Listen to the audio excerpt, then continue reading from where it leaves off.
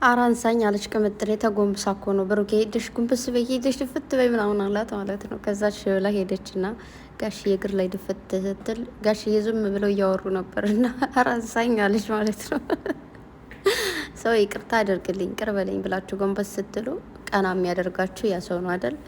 ከዛ እንግዲህ ያው ጋሽዬ አባት ስለሆኑ ምንም አይቀየሙም አይደለም ፕራንክ ተደርጎ ምንም ነገር መጥፎ ነገር እንኳን ብታደርጎ ማለት ነው።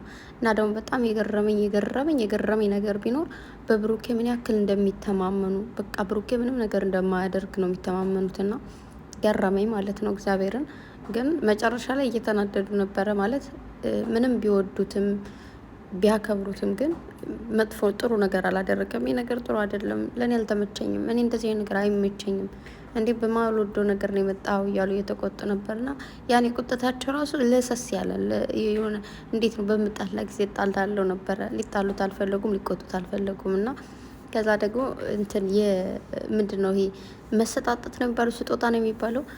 እንግዲህ ብሩኬ እሙሽዬ ሀይሚዬ ወረሰች ማለት ነው። ወሰደቻት እሙሽ እናቴን ወሰደችብኝ ይላል። አይ ነው ምናምን አሉ እና ኮኖስ እሳይ ጥሩ ነው ውሰጃት አላሉ።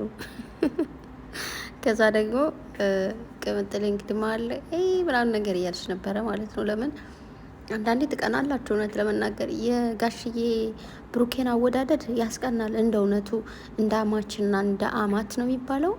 የሆነ የሚያስቀና ነገር አለው። እግዚአብሔር ነው ምላችሁና የሆነ መውደድ ብቻ አይደለም፣ ከመውደድ በላይ ክብር፣ ከመውደድ በላይ እምነት ሙሉ ፐርሰንት ተሰጥቶታል ብሩኬ። ገባችሁ? እኔ እኮ አታደርገውም ብዬ ነው እንዴት እንደዚህ ምናምን ነገር ከሱ ጋር ልታጣይ ይፈልግሽ እንደሆነ ምናምን እያሉ ነበረ እና እንግዲህ ያው ብሩኬ ደግሞ እንግዲህ እናቴን ወሰደችብኝ ብሏል። ውሰጅ ተብልሻል። እንግዲህ ቅምጥሌ ደግሞ አባቴን የምትቀማኝ መሰለኝ ነው ትቀማኝ እያለችው ነበረ እና ያው ምንም ማድረግ አይቻልም። አራንቀማ እንከፋፈላለን እያለ ነበረ ብሩኬ ማለት ነው። እና ግን ያው ከዛው ላይ እኮ እየካዳችኋት ነበር እውነት ለመናገር እንግዲህ ያው ምን ደርሶባታል ነው የሚባለው። ቅምጥሌ አይዞን በቃ እዛው ላይ እኮ ካዳችኋት። ለብሩኬ ያው አይ ችግር የለውም አልተባበርም አሉና ከእንደገና አይ ለብሩክ ተባበራለሁ አላሉ እና የአባት ሆዱ ነው እንግዲህ። ባለፈው ቅምጥሌን ፕራንክ ካደረጉ በኋላ ግን ወይ ወደ ስብስፍ አለ ብለዋል እና ረጅም ዕድሜ ከጤና ጋር ይስጦት ጋሽዬ። ቅምጥሌ ደግሞ ያው ትንሽ ከበድ አድርጋችሁባቸዋል ትናንት ፕራንክን እውነት ለመናገር በዚህ ትልቅ ፈተና ነው። በነገራችሁ ላይ የትናንቱ ቪዲዮ ምንድን ነው የብሩኬን ታማኝነት ማለት በቃ አባት ያመነው ልጅ አባት እኮ ነው ያመነው በቃ ብሩኬን ማለት ነው። እግዚአብሔርን ጋሽዬ እንዴት እንዳመኑ ታይታችኋል። ምን ያክል ጨዋ ልጅና ንጹሕ ልጅ እንደሆነ መቤቴን በጣም ነው የገረመኝ። እና ደግሞ የተረዳሁት ነገር ቢኖር ትንሽዬ ጥፋትም ሆነች ትልቅዬ ጥፋትም ሆነ ብቻዋን መውቀስ ወይ ደግሞ ለሌላ ሰው አሳልፎ መስጠት ሳይሆን አባትን በውስጥ ማውራት አያችሁ፣ ትልቅነት ብስልነት ነው። ከዚህ በፊት ብዙ ነገር ይሄ ጥፋት አለባት ይሄን እንድታስተካክል ብለ ነግረኝ እኔ እንድታስተካክል አድርጋት አላቅም ወይ ሲሉ ጋሽ እየሰማችሁ አይደል? ስለዚህ ምንም ነገር የሰው ልጅ ያጠፋል። ያለ ጥፋት የተፈጠረ የለም። የሰው ልጅ ፍጹም አይደለም። የሆነ ስህተት በባልና ሚስት መሀል የሚፈጠሩ ነገሮች አሉ። ያን ነገር ደግሞ በአደባባይ አውጥተው ከማምጣት ይልቅ በአባት መመከር ምንኛ ደስ ይላል። በእናት መመከር እና በጣም ነው የምታስቀኑት። እግዚአብሔር አምላክ ፍቅራችሁን ከፍ ያድርግላችሁ እና ሁላችሁንም በዚሁ አጋጣሚ የምመኝላችሁ ነገር ቢኖር የምትወዳችሁ የምታከብራችሁ ሚስት፣ የምታስከብራችሁ ንጉስ የምታደርጋችሁ ሚስት እግዚአብሔር ይስጣችሁ።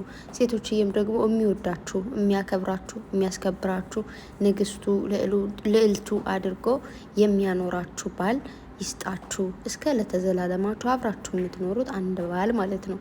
ከዛ ደግሞ ቤተሰቦቻችሁ የሚወዱት የሚያከብሩት፣ እሱም ደግሞ ቤተሰቦቻችሁን የሚወድ የሚያከብር፣ ሴቷም ደግሞ እሷ ቤተሰቦቻችሁ የምታከብር የምትወድ፣ እንዲሁም ደግሞ ቤተሰቦቻችሁ የሚወዷት የሚያከብሯት ሴት ይስጣችሁ።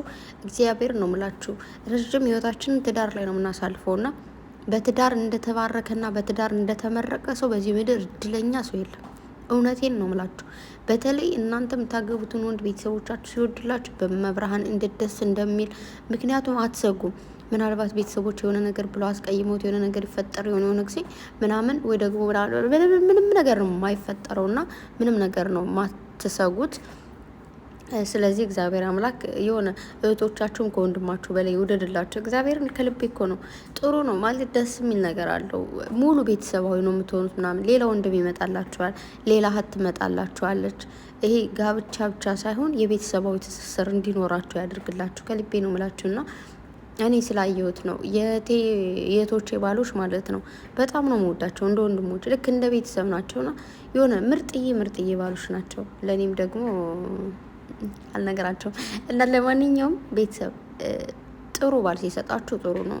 ጋሻ መከታ ኩራት የሚሆናችሁ እናት አባት በሌሉበት ቦታ ላይ ስትሄዱ፣ እህት ወንድም በሌለበት ቦታ ላይ ስትሆኑ እነሱንም ለመተካት እናንተ እንዳይከፋችሁ ወደ እንዳይብሳችሁ የአቅሙን የሚለፋ የሚተጋ ሚስታችሁም ደግሞ የአቅማችሁ የምትለፋላችሁ የምትተጋላችሁ ምንም ቢፈጠር የእህትን የእናትን የአባትን ቦታ ባል ሊወክል አይችልም አይደል? ግን ቢያንስ ብቸኝነት እንዳይሰማችሁ ማድረግ መቻሉን የሚያክለው ነገር የለምና ከሀይሚና ከብሩክ እሱን ነገር አይቻለሁ።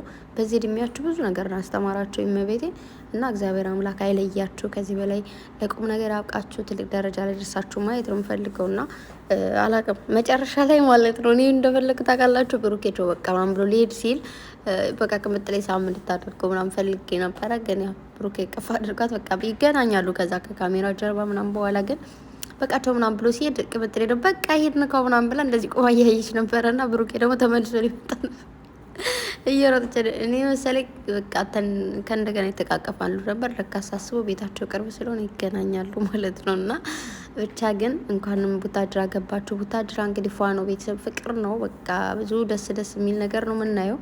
ጋሽ ሄደው በጣም አራዳ ነው እግዚአብሔርን በቃ የልጆቹ መከታ ማርያምን በቃ እንዴት ብዬ ልንገራችሁ፣ እንደዚህ ደስ ይላልና እግዚአብሔር አምላክ ረጅም እድሜ ከጤና ጋር ይስጦት። ተባበርካታ ምናምን ነገር ብድር በምድር ነው እያሉት ነበር ትናንት ብሩኬ እንዳያችሁት።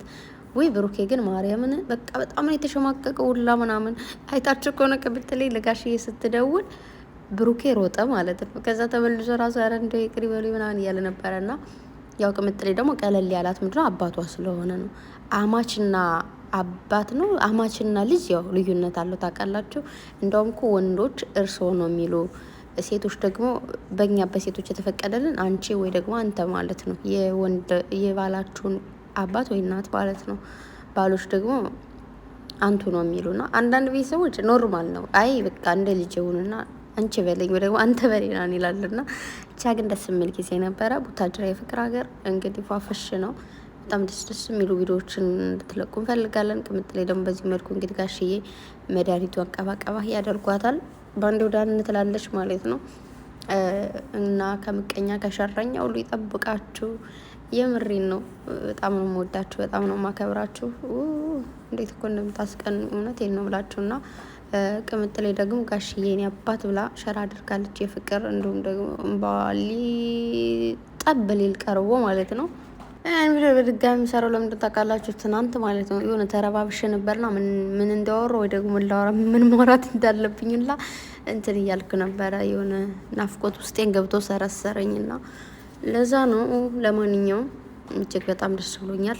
ሁላችሁ እንኳን ደስ አላችሁ። ቅምጥሌም ስለተሻላት እንዲሁም ደግሞ ትናንት ቀሩ እያለን ነበረና ያው እንግዲህ ምጥት ብለው ነው ሰርፕራይዝ ያደረጉንና ብቻ የሚመቻቸው።